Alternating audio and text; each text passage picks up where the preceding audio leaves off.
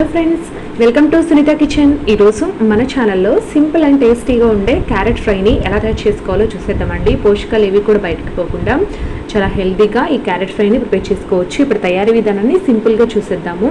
ముందుగా నేను ఇక్కడ ఒక 300 గ్రాముల క్యారెట్లు తీసుకొని శుభ్రంగా కడిగి ఈ విధంగా ముక్కలుగా కట్ చేశానండి.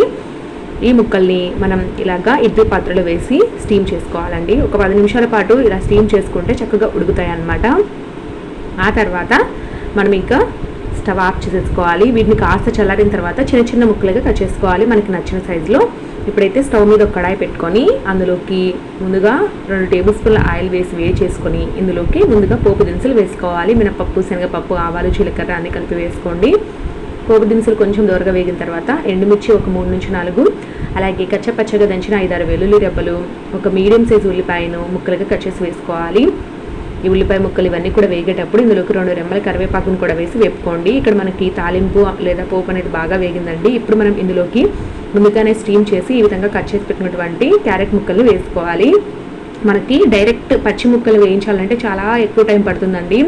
అంతేకాదు మనం హై ఫ్లేమ్లో పెట్టేసామంటే దాంట్లో ఉన్న పోషకాలు చాలా వరకు పోతాయని అంటూ ఉంటారనమాట. సో అందువల్ల ఇలా మనం స్టీమ్ చేసుకుంటే ముక్కలు కట్ చేసుకోవడం ఈజీ అండి. అలాగే పోషకాలు కూడా ఏమీ బయటకు పోకుండా మనకి హెల్తీగా బాగుంటుందన్నమాట. ఇప్పుడు క్యారెట్ ముక్కలు వేసి బాగా కలుపుకోవాలి. ఇందులోకి అయితే కొద్దిగా పసుపు, ఉప్పు వేసుకోండి. అప్పుడు క్యారెట్ ముక్కలు కూడా బాగా పడుతుందన్నమాట.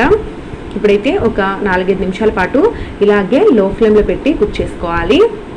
కొంచెం ఇది తాలింపు అంతా కూడా క్యారెట్కి బాగా పట్టిన తర్వాత ఇప్పుడు మనం ఇందులోకి మనకు నచ్చిన మసాలా ఏదైనా కూడా ప్రిపేర్ చేసుకొని వేసుకోవచ్చు. నేనైతే ఇక్కడ కొబ్బరి కారం అనేది గ్రైండ్ చేశానండి. అది చాలా వీడియోస్లో చూపించాను. ఎండు కొబ్బరి, కొంచెం ఉప్పు, కారం, జీలకర్ర ఇవన్నీ కూడా వేసి గ్రైండ్ చేసుకొని చివరిగా వెల్లుల్లి రెబ్బలు వేసి గ్రైండ్ చేసుకుంటే సరిపోతుంది.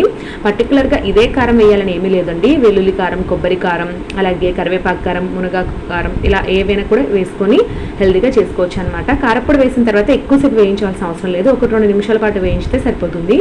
ఆ తర్వాత స్టవ్ ఆఫ్ చేసేసుకొని ఇక వేడివేడిగా ఈ క్యారెట్ ఫ్రైని అన్నంలోకి కానీ, చపాతీ, రోటీస్లోకి దేంట్లోకైనా కూడా ఎంజాయ్ చేయొచ్చు. చాలా చాలా బాగుంటుందండి. చాలా సాఫ్ట్గా ఉంటుందన్నమాట. క్యారెట్ అనేది తినేటప్పుడు చాలా బాగుంటుందండి. ఒకసారి అయితే ట్రై చేయండి. ఈ వీడియో కనుక మీకు నచ్చినట్లయితే వీడియోని లైక్ చేసి మీ ఫ్రెండ్స్ అండ్ రిలేటివ్స్కి వీడియోని షేర్ చేయండి. Thank you for watching.